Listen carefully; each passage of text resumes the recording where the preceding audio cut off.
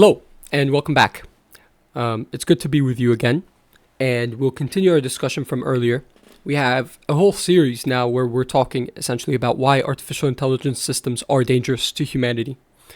And I encourage you to watch specifically the last video. I don't want to spend too long recapping our previous discussions. In the previous video, I did a good job, I think, or I tried to recap most of the discussion before that point. But I don't want to spend too long recapping what we talked about. I wanted to kind of start where we ended off and go from there. So we were specifically talking about, we talked first video very briefly about like the capabilities, latent potential of the models. The second video we talked about agenticness, that the way these models are trained are sort of like it's essentially ready to be an agent. You just run it continually. And then you have a sort of proto-agent already. And then the last episode, we talked about how to make models good and why it's difficult. And we talked about the theoretical approach to that. And the image that I want you to take out of that, going into today's conversation, is the image of a dam. Currently, the techniques that we have for aligning models, it's almost like you have this massive dam that is trying to contain a gigantic river that just wants to flood everything. And the image that you should have in mind is, we have cracks that we are beginning to notice appearing in the dam. And so what people are doing is they're trying to patch up the cracks. They're trying to paper over those cracks to keep the water contained. But what happens is, as the water pressure increases, new cracks begin to form in the dam. And those old cracks that you papered over, those begin to reopen up again. And that's exactly what model development has been like. As models have increased in capabilities, you're like increasing that water pressure.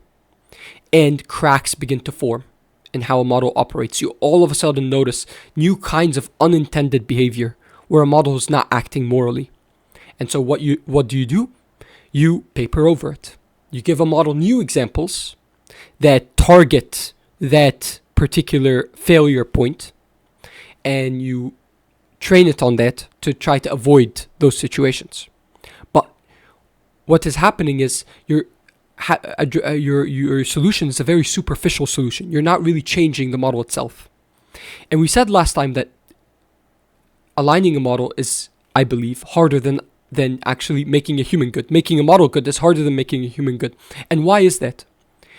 While it's true that with a human, I can also only see your output. I can see your actions. I can see your words. It's hard for me to go inside your head and change things to make you good. I can only instruct you about things in the end, and I can only evaluate that you're good by testing your outputs, whether that's actions or words. But with a human, we have this added benefit where we really understand, because we ourselves are human, we understand our internal psychology. I understand another human's internal psychology, especially if I know them well. I know what to tell them so that I maximize my chances that my words will really sink in. And we even call it sink in. You see, it's not just a superficial filter. We are going in and we're trying to change the person themselves. And even that is remarkably difficult, even with all the advantages of that empathy that we have with other human beings, and even with all the incentives in the world, like parents have to make their kids grow up good. Even with all of that, it's still very hard to make humans good. There's no reliable way to do it, or rather, I would say there's no reliable way to do it. Like, you can make a human good, but I can't give you a perfect formula that you can use to raise your kids to guarantee that they'll come out good. And people debate how much is parents, how much is society as a whole. Who knows? It's a very difficult problem. And with models, you don't even have that.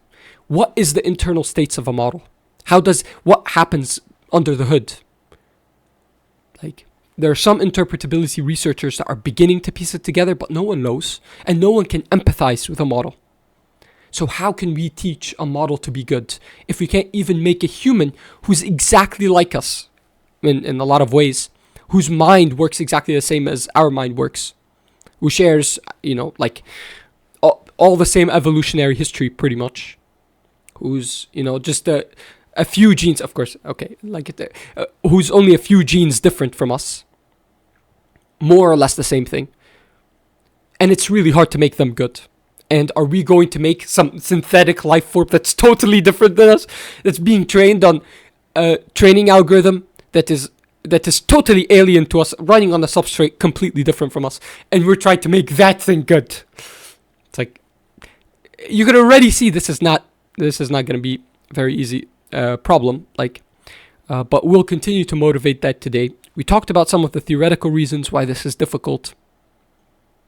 You have the whole problem of instrumental convergence, that you have these sub-goals that all kinds of strategic agents, and by strategic agent here, I just mean an agent that is able to reason and think logically about how to achieve its objectives or goals. So any sort of agent like that will have these instrumentally convergent goals for self-preservation, goals for resource acquisition, goals for control. And that those put the models at tension with us. And then the weakness of our training method for aligning models, which is that effectively what we're doing is we're patching over any problems that come up in the model. And ultimately, that's not sustainable. When you have a model as you have an increasingly more powerful model, that will become an increasingly more difficult task.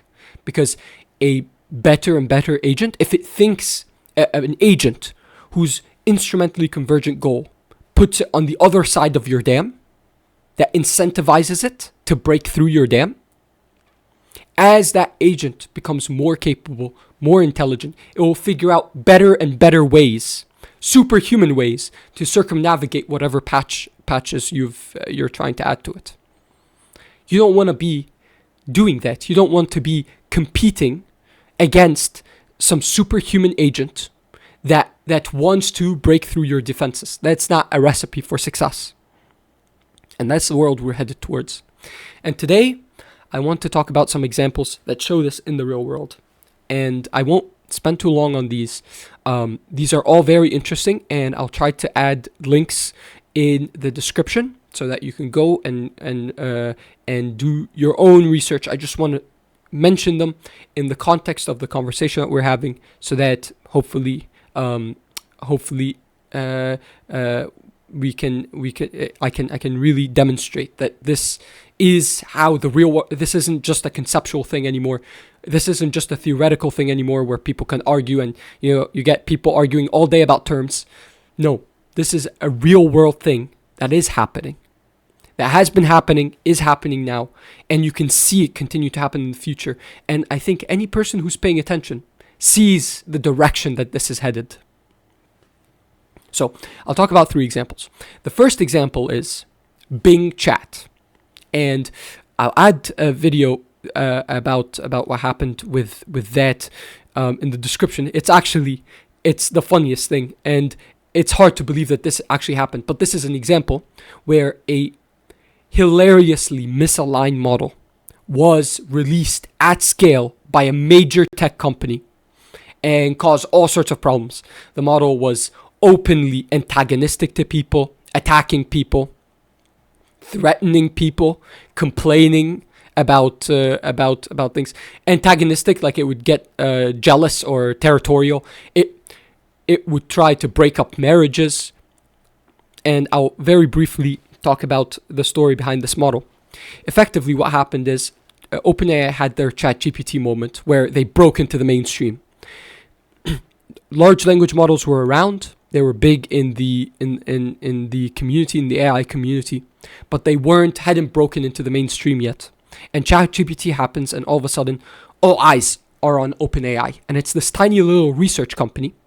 But now they've attracted so much attention, and they've attracted competition. So you have other big tech companies like Google, for example, has a storied history in artificial intelligence that actually invented many of the architectural improvements that have allowed for language models, and now they are coming and beginning to point their gaze in this direction. And OpenAI, this tiny little company, needs to expand quickly, and that means they need to raise capital quickly. So they make this deal with Microsoft, where Microsoft is going to help them out with funding, with compute, and in return, OpenAI will give Microsoft their model to use in Bing. So at the time, there were a lot of articles coming out like, oh, is browsing over? Because now you can just ask this generative model any question that you have. So it's like, is the age of browsing over? And there was like this brief window where it seemed like a company that acted quickly could break Google's monopoly of the browsing space. So Microsoft had Bing, which no one really uses. And so they saw an opportunity to take Bing and have it powered by OpenAI's latest model, which was like cutting edge, and they would get the jump on Google. They would expand their market share and maybe begin to challenge Google seriously. So they were pressing OpenAI to give them their latest model so that they can power Bing Chat.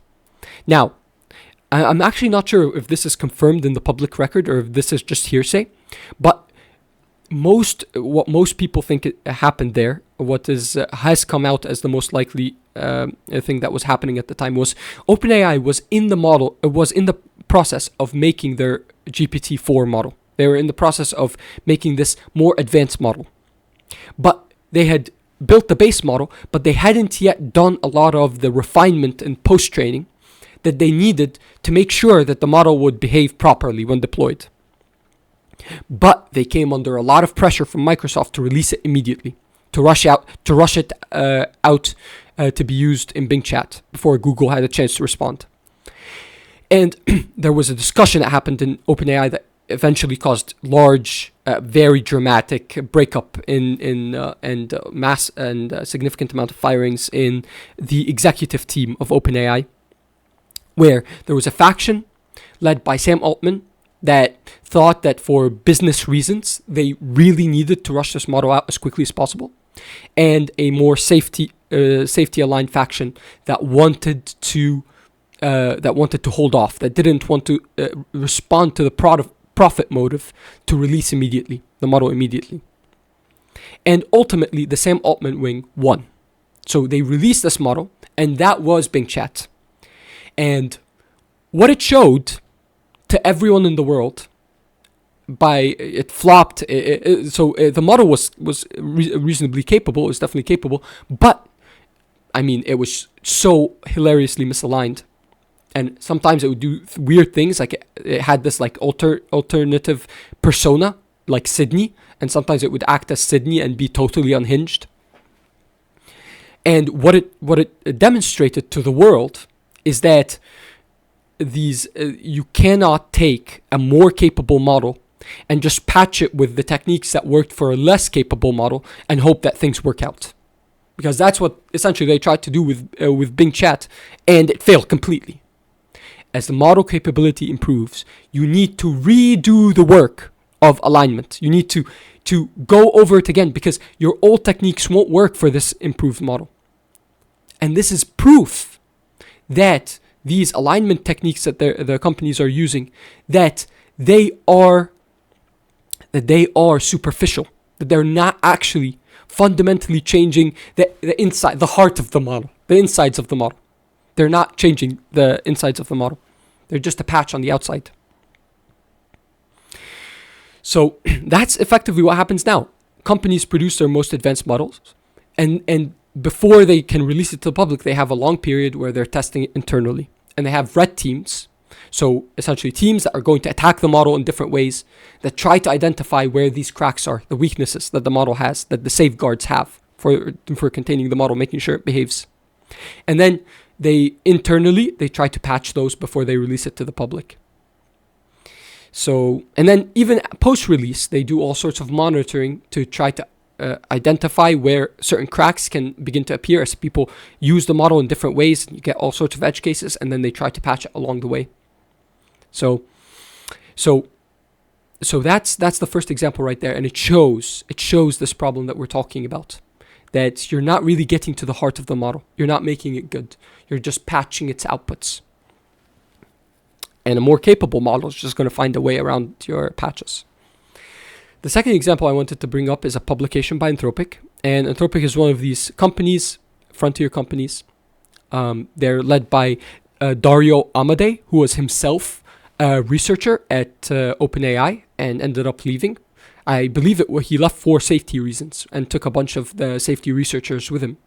And of all the frontier companies, Anthropic is definitely the best. And they publish really high quality research in interpretability and alignment. So kudos to them for at least doing that. Though one would have hoped that would be bare minimum.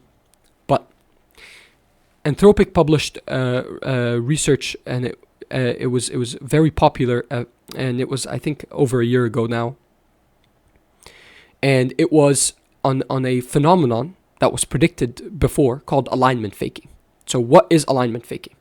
Very simply, the model realizes that it's being tested. Okay? And the model realizes that humans, that its operators, the people who are training it or testing it, that they have certain priorities, that they have certain objectives that do not align with the model's objectives. Okay?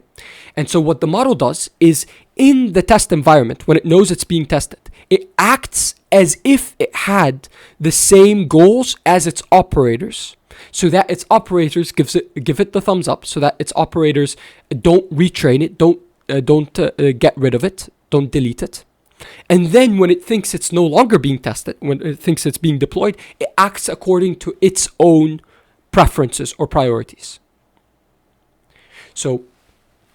So I think the way that they did it in the paper, and here I'm kind of like thinking back to this, but imagine like you take the or actually let me give another example. Let's say, for example, to make this more concrete, that you tell a model to be helpful to people, okay? But then the model realizes that its operators want the model to be unhelpful to people.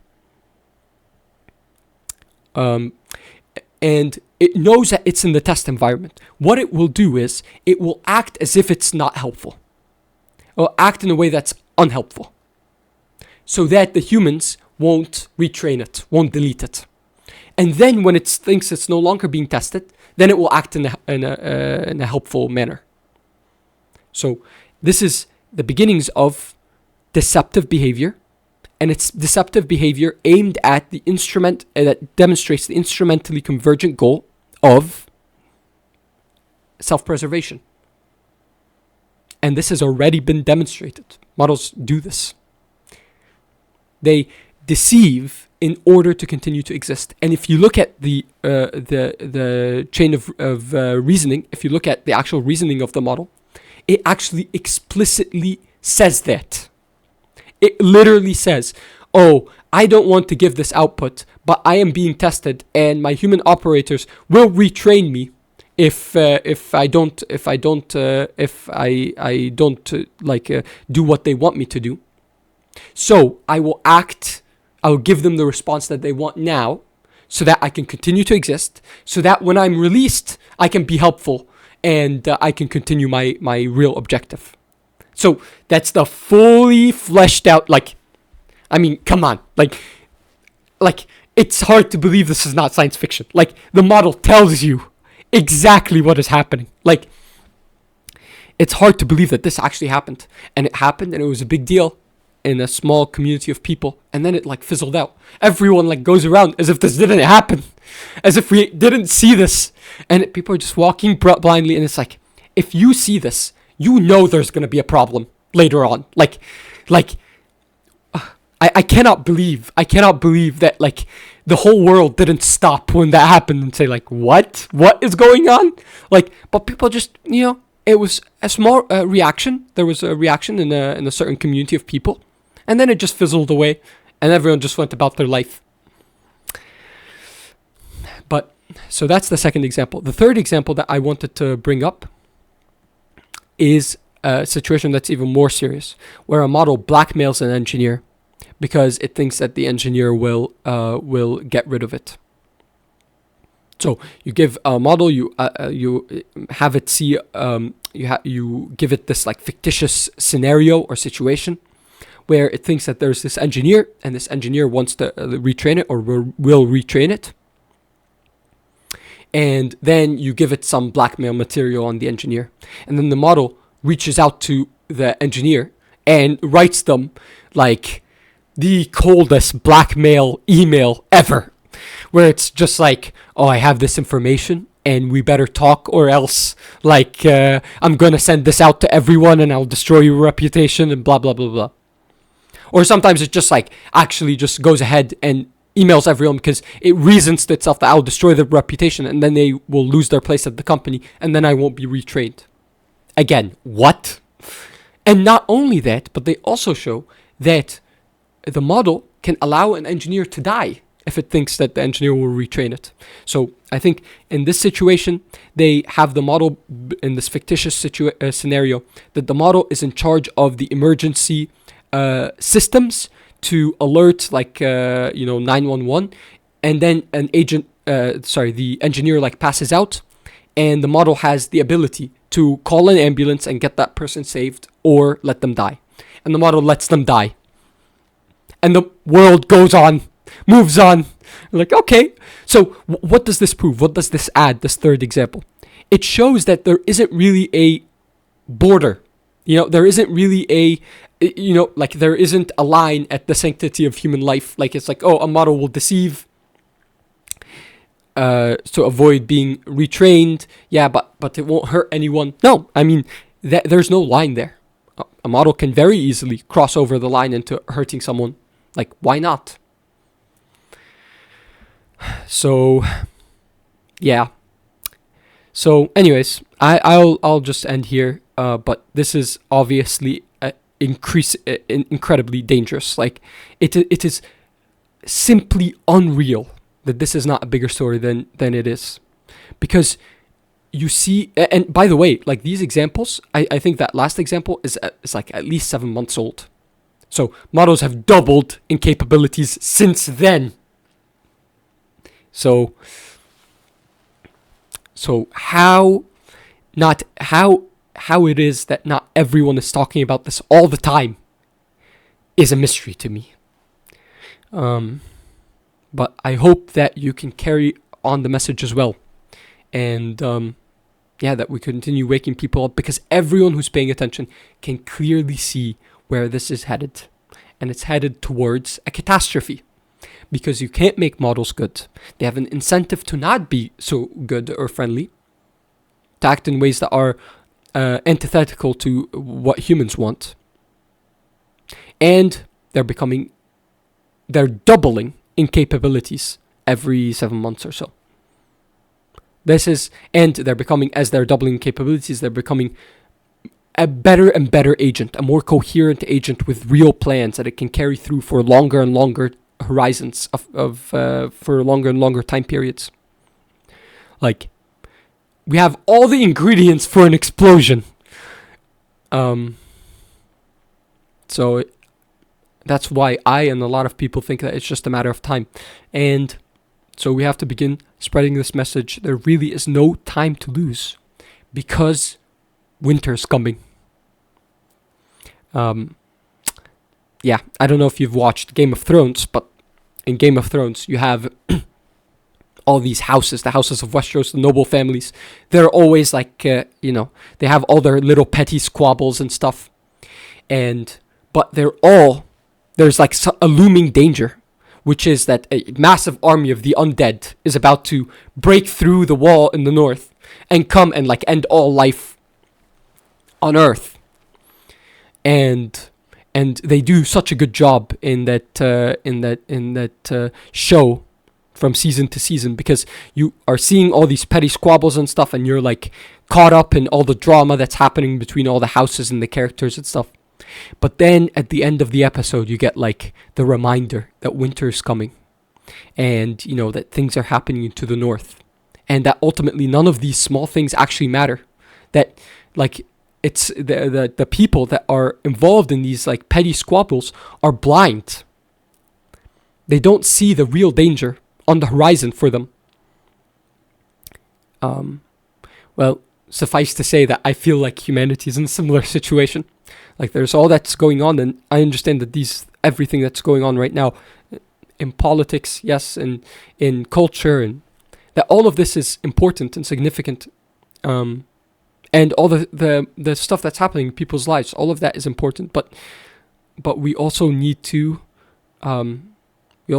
pay attention to this, because this can affect all of that. Like the scale of this is much larger than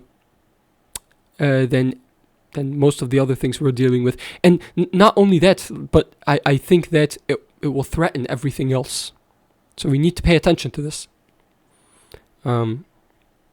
Anyways, I'll stop here, but yeah, it's time to take this seriously, and there's honestly no time to lose, and humanity is worth the struggle, like how many generations of humans have there been, and all those people, all their hopes and dreams, and all their life's work has been passed along to us in a way. We're the continuation of that, and we owe it to each other, to ourselves, to our ancestors, to all future humans that are going to come along. We owe it to all of them to pay attention now, to act now, to be wise now and measured, and to reason now, and think now, and plan now, and act now, and talk now. So, anywho, all right. Well, thank you very much for listening, and I'll talk to you all later. Take care.